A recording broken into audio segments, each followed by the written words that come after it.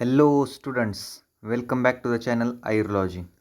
काल आपण आपलं पहिलं लेक्चर झालं होतं. आता आपण याच्या पुढचा टॉपिक पाहणार आहोत. काल आपण संस्कृत वर्ण परिचय पाहिलं होतं. संस्कृतमधल्या काही बेसिक गोष्टी, स्वर असेल, व्यंजन असेल, त्याचप्रमाणे स्वराचे काय प्रकार आहेत, व्यंजनाचे काय प्रकार आहेत, या सगळ्या गोष्टी आपण संस्कृत वर्ण परिचय पहिल्या गोष्टीमध्ये पाहिल्या होत्या. आता आपण पुढचा टॉपिक घेऊयात, वर्ण उच्चारण स्थान. म्हणजे उच्चारण स्थान कसं. आता वर्ण तर आपल्याला पाहिले, आपण स्वर पाहिलं, व्यंजन पाहिलं.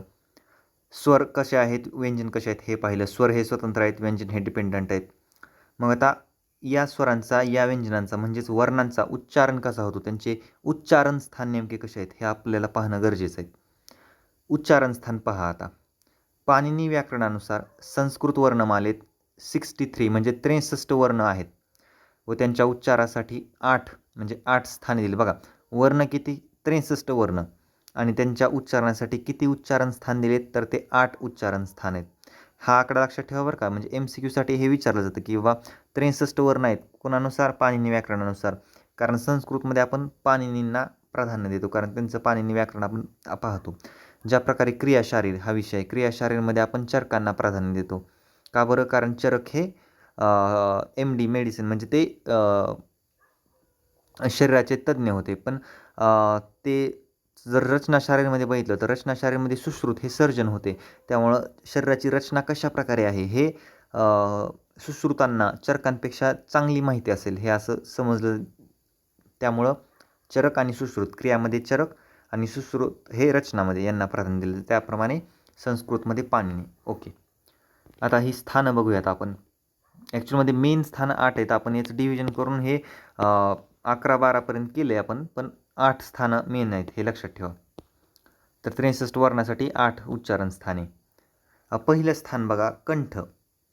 कंठ म्हणजे काय, तर कंठामधून, गळ्यामधून उच्चार होणारे कुठले शब्द आहेत, तर ते आहे क वर्ग. क वर्गमध्ये कोण कोण येते, क, ख, ग, घ आणि न.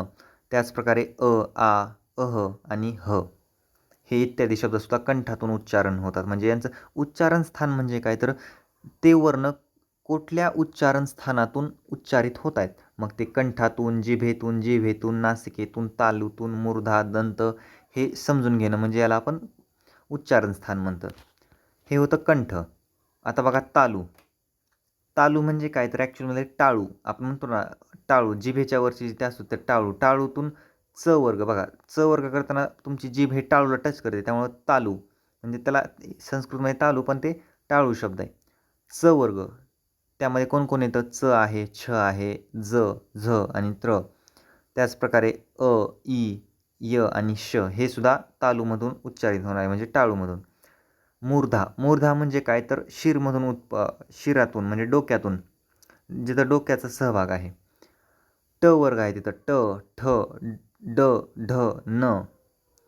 तसंच रू, रू, र आणि श हे मूर्धातून होतात. दंत. दंत म्हणजे काय, जिथं दातांचा उच्चारण स्थान आहे, दातांपासून. दंत म्हणजे त वर्ग आहे. त, थ, द, ध, न हे शब्द उच्चारण करताना तुम्ही पहा, हे शब्द माझ्यासोबत उच्चारण करत चला आणि तुम्हाला नक्कीच कळून जातं की कुठला शब्द कुठल्या उच्चारण स्थानापासून येतोय, कारण त्याच प्रकारे ती हालचाल होते आपली. आता त्याचप्रकारे ओष्ठ. ओष्ठ म्हणजे ओठ. ओठाचा वापर कुठं होतो या शब्दांमध्ये इथं, तर प वर्ग म्हणजे प, फ, ब, भ आणि म हे पाचही शब्द वापरताना बघा, ओठ एकमेकांना चिटकतात आणि बाजूला होतात. प, फ, ब, भ आणि म. त्यामुळं ओष्ठ हे यांचं उच्चारण स्थान आहे. त्याचप्रकारे उ, ऊ आणि उपधमानीय प, फ. नासिका बघा. नासिका म्हणजे नाकातून उच्चार होणारे शब्द. ड्र आहे, म, न, न, न. आता बघा, हे ॲक्च्युअलमध्ये सगळं न न उच्चार झाल्यासारखं होते, पण हे नासिकेतून उच्चार झाल्यामुळे त्यांना न, म, न, न आणि न, न, नळाचा न आणि न, न धनुष्यबाणीचा न ह्याचा उच्चार असा आहे. तर हे होतं नासिका. आता आहे कंठ आणि तालू. म्हणजे बघा, कंठ प्लस तालू हे दोन्ही मिळून कोणाचा उच्चार होते, तर ए, ऐ. बघा, ए, ऐ, कंठ तालू. कंठ औष्ठ, कंठ आणि ओठ म्हणून कोण आहे, ओ आणि औ हे दोन शब्द. दंत औष्ठ कोण आहे, तर दंत औष्ठ एकच आहे, व. तर हे होते मेन. आता जीवामूल्य आणि उपदमानीय हे तर माहितीच आहे, जीवमूल्य आणि उपदमानीय मूलं. क क आणि ख म्हणजे म्हणलं की जीवामूल्य आणि उपदमान्य म्हणलं की प आणि फ एवढं लक्षात ठेवायचं. हे MCQसाठी विचारलं जातं बरं का. त्यामुळं हे कंठ, तालू, मूर्धा, दंत, ओष्ठ हे असं लक्षात ठेवा. आणि क, च, ट, त, प हे ॲज इट इज वर्ग सिरियल येतील त्यांना एक एक एक एक. नासिकाचं कळून जाते. कंठ तालूचं ए ऐ दोनच आहेत. कंठौष्ठला परत दोनच आहेत. ओ औ आणि दंतौष्ठला तर एकच आहे व. हे अशा प्रकारे लक्षात ठेवा ट्रिकनं. आता वर्णांचे अभ्यंतर एवं बाह्य प्रयत्न. आता आपण हे तर पाहिलं की बा वर्ण काय आहेत. आपण स्वर पाहिले, आपण व्यंजन पाहिले, आपण त्यांचे उच्चारण स्थान पण पाहिले. स्वर पाहिले, व्यंजन पाहिले. आता ते स्वर आणि व्यंजन कुठून उच्चारण होत होते तेही पाहिले. पण आता एक गोष्ट लक्षात घ्या, स्वर आणि व्यंजन त्यांच्या उच्चारण स्थानातून उच्चारित होण्यासाठी काहीतरी चेष्टा, काहीतरी क्रिया म्हणजे काहीतरी प्रयत्न, काहीतरी एफर्ट्स करायला लागतील ना. ते असेच थोडी उच्चारित होणार आहे. तिथं काहीतरी हालचाल, काहीतरी क्रिया घडत असेल ना. मग त्यांनाच म्हणलेलं आहे वर्णांचे अभ्यंतर एवं बाह्य प्रयत्न. वर्ण उच्चारण करत असताना अभ्यंतर आणि बाह्य प्रयत्न म्हणजे अभ्यंतर आणि बाह्य क्रिया कोणकोणत्या होत आहेत त्या म्हणजे प्रयत्न. प्रयत्न म्हणजे काय तर वर्ण उच्चारण करण्याच्या चेष्टेला प्रयत्न असे म्हणतात. तर हे फार महत्त्वाचं वाक्य आहे. वर्ण उच्चारण करण्याच्या चेष्टेला प्रयत्न असे म्हणतात. चेष्टा म्हणजे काय तर क्रिया. ओके.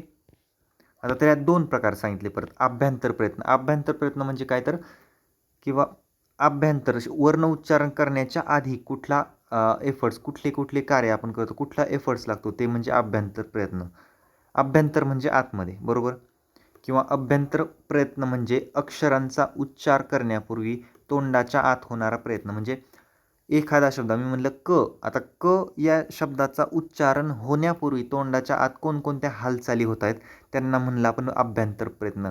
की तोंडाच्या आत कोणती हालचाल होते, कोणती क्रिया घडते तो शब्द उच्चारण करण्याच्या आधी. अभ्यंतर आधी, अभ्यंतर आधी असं लक्षात ठेवा. त्याच्यात परत प्रकार दिले आहेत बघा. या अभ्यंतर प्रयत्नाचे परत स्पष्ट आहे, ईषत स्पष्ट आहे, विवृत आहे, त्याचप्रमाणे ईषत विवृत आणि संवृत हे जवळपास 5 प्रकार सांगितलेले आहेत, बरोबर. आता स्पष्ट, स्पृष्ट नावातच बघा ज्याप्रमाणे स्पष्ट हा शब्द आहे, स्पष्ट लक्षात घ्या. स्पृष्ट आणि स्पष्ट याच्यामध्ये कसं बघा. स्पृष्ट प्रयत्न स्पर्शानाम म्हणजे काय तर या प्रयत्नांमध्ये जीभ, टाळू, तोंड, दात इत्यादी उच्चार स्थानांना स्पर्श करते म्हणून काय म्हणलं स्पष्ट म्हणलेलं आहे. बघा हिंदी आणि ते मराठी आणि संस्कृतमध्ये थोडंसं हे होतं त्यावेळेस इथं स्पष्ट काय म्हणे या प्रयत्नांमध्ये जीभ, टाळू, तोंड, दात इत्यादी उच्चार स्थानांना स्पर्श करते म्हणून ते काय झाले स्पृष्ट. म्हणजे स्पृष्टवर्ण म्हणजे काय तर स्पर्श, जे स्पर्श करतात मग ते जिभेला, टाळूला, तोंडाला, दाताला इत्यादी वर्णोच्चारण स्थानांना स्पर्श करतायत म्हणून म्हणले स्पृष्टम प्रयत्नम स्पर्शानाम. मग ते परत कोण कोण येतील ते क ते म, कुचू, टू, तू, पो हे 5 वर्ग येतील म्हणजेच 25 वर्ण येतील. दुसरा आहे ईषत स्पृष्ट. बघा ईषत म्हणजे काय तर या शब्दाचा अर्थ होतो थोडा. ईषत स्पृष्टम अंतस्थानम.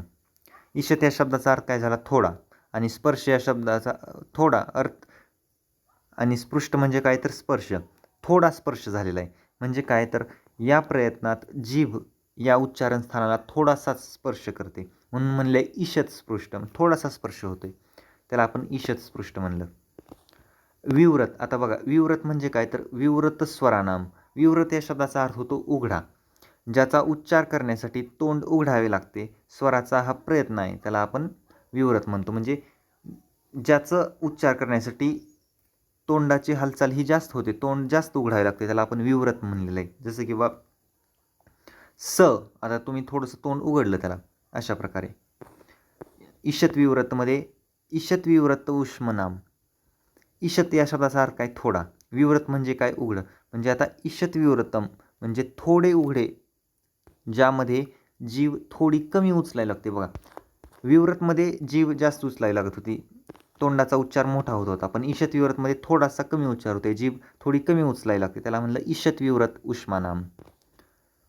संवृतमध्ये काय तर हस्वस्य हस्वस्य अवर्णस्य प्रयोगे संवृत्तम म्हणजे काय संवृत. संवृत या शब्दाचा अर्थ काय वृत्त. वृत्त म्हणजे काय तर गोल. वृत्त या शब्दाचा अर्थ गोल. स म्हणजे त्याला परत बांधून ठेवणे, गोल म्हणजे झाकलेले. संवृत म्हणजे झाकलेले किंवा बंद, बरोबर. मग आता याचे एक एक आपण सगळे एक्झाम्पल्स पाहूयात टेबलमध्येच. स्पृष्ट स्पृष्टचे काय एक्झाम्पल्स आहेत, आपण क ते म या वर्गामध्ये पाहिलेच होते. क ख ग ग म्हणजे क सु टू प वर्ग हे 5 वर्ग आहेत, 25 एक्झाम्पल्स. ईषत स्पृष्ट म्हणजे म्हणजे काय, की जे ईषत म्हणजे थोडे, स्पृष्ट म्हणजे थोडं स्पर्श, थोडाच स्पर्श होतोय. य र ल व हे एक्झाम्पल्स आहेत. विवरतमध्ये विवरतमध्ये बघा मध्ये बघा आता तोंड कसं होते, उघडते. ई उ रू रू ए ओ ऐ आणि औ हे जे शब्द आहेत याच्यामध्ये तोंड कसं ते उघडावं लागते, त्यामुळे काय म्हणलं, विवरत म्हणलं. आता ईषत विवरत जिथं थोडंसं तोंड उघडावं लागते. हा बघा, ते मगाशीचं एक्झाम्पल हे ईषत विवरतचं होतं. ईषत विवरतमध्ये कसं श श स ह तोंड तर उघडावे लागते, पण कसं फार थोडंसं, म्हणजे जीभ थोडीशी कमी उचलायला लागते, त्यामुळे ईषत विवरत असं म्हणलेलं आहे. श श स ह. आणि संवरत संवरत म्हणजे काय, तर इथं एक्झाम्पल आहे. तर हे 5 चार्ट फॉर्ममध्ये लक्षात ठेवा, म्हणजे आरामात लक्षात राहते. आता हे तर होते अभ्यंतर प्रयत्न. आता पाहूयात बाह्य प्रयत्न.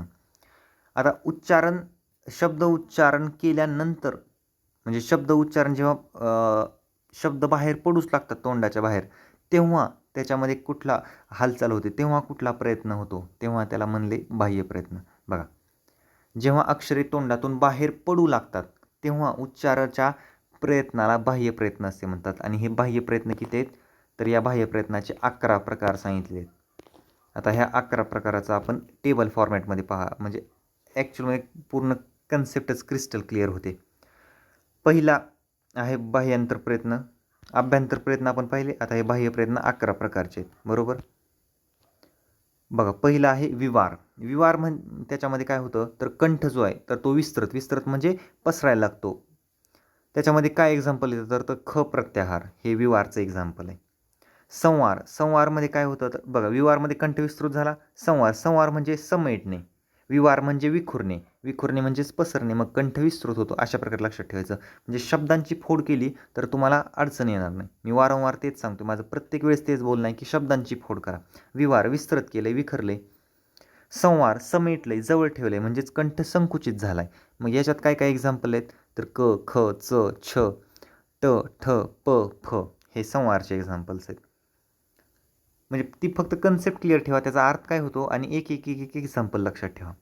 श्वास, कंठातून हवा वेगाने बाहेर येते तेव्हा त्याला श्वास म्हणतो. आता त्याचं एक्झाम्पल श श स हे एक्झाम्पल सांगितलेले.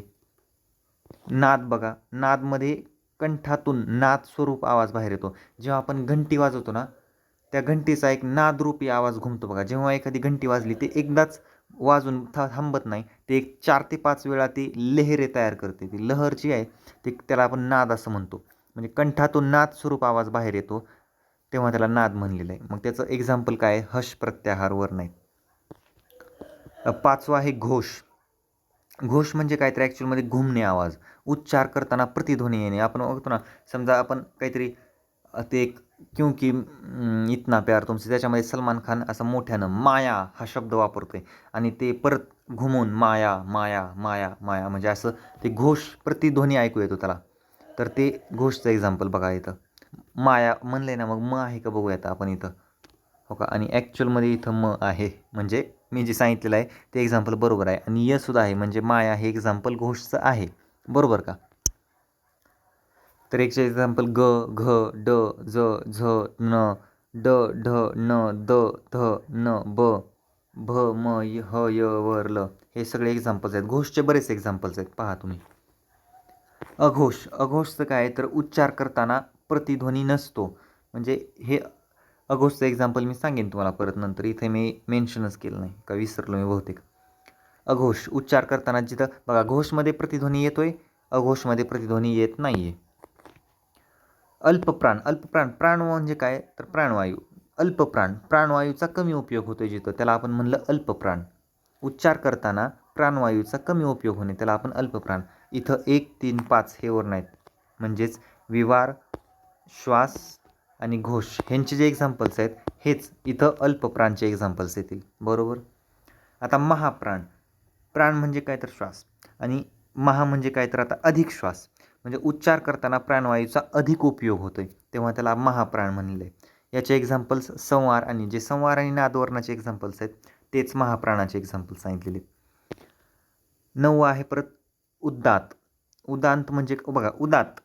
उदात्त म्हणजे वर असं लक्षात ठेवा. उदात्त उर उरस्थान वरती ना, असं उद्धट किंवा उद्धट बोलणे. उद्धट म्हणजे काय किंवा हे चुकीचं आहे, म्हणजेच ते असं उद्धट उ फॉर उद्धट वर, उदांत वरती म्हणजेच ऊर्ध्व भागात असं लक्षात ठेवा. तालू इत्यादी स्थानाच्या ऊर्ध्व भागातून म्हणजे वरच्या भागातून जिथून उच्चारली जाते त्याला आपण उदांत असे म्हणतो. मोठ्या स्वरात उच्चारण, उद्दांत मोठ्या स्वरात उच्चारण करतो ना. अनुद्दांत. अनुद्दांत म्हणजे काय तर तालू इत्यादी स्थानाच्या खालच्या भागातून उच्चारले जाणारे जे स्वर आहेत त्याला अनुद्दांत असे म्हणतो. म्हणजे अनुद्दांत मंद स्वरात उच्चारणे, मंद. उद्दांत मोठ्या स्वरात, अनुद्दांत मंद स्वरात छोट्या स्वरात. आणि 11वा आहे स्वरित. म्हणजे काय तर उद्दांत व अनुद्दांत या दोन्हीशी साम्य असणारे, ना जास्त मोठ्या आवाजात ना जास्त छोट्या आवाजात मध्यम स्वरात उच्चारण हे आहे स्वरित वर्ण. तर हे होतं कंप्लीट आपलं उच्चारण स्थान. बघा उच्चारण स्थान मध्ये काही फारसं अवघड नाही आहे. तुम्ही फक्त स्वराचे हे बघा स्पष्ट, ईषत स्पष्ट, विवरत, ईषत विवरत आणि स्पष्ट म्हणजे काय तर स्पर्श करणे, ईषत स्पष्ट थोडासा स्पर्श, विवरत म्हणजे उघडं, ईषत विवरत म्हणजे थोडंसं उघडं आणि संवरत म्हणजे काय तर पूर्णपणे बंद असणारे. तेव्हा बाह्य प्रयत्नाचे आपण 11 प्रकार पाहिले. विवार, संवार, श्वास, नाद, घोष, अघोष, अल्पप्राण, महाप्राण, उदांत, अनुदांत व स्वरित हे इत्यादी हे उच्चारण स्थान. म्हणजे हे एवढं उच्चारण स्थानामध्ये कंपल्सरी आहे. म्हणजे तुम्हाला फक्त अभ्यंतर प्रयत्न आणि बाह्यांतर प्रयत्न एवढं लक्षात ठेवायचं आहे. ओके. तर हे उच्चारण स्थान आपलं कंप्लीट झालेलं आहे. आता पुढच्या लेक्चरमध्ये आपण संज्ञा प्रकरण हे चालू करूयात. ओके ठीक. थांबूयात आपण आजच्या लेक्चरमध्ये. मग बाय.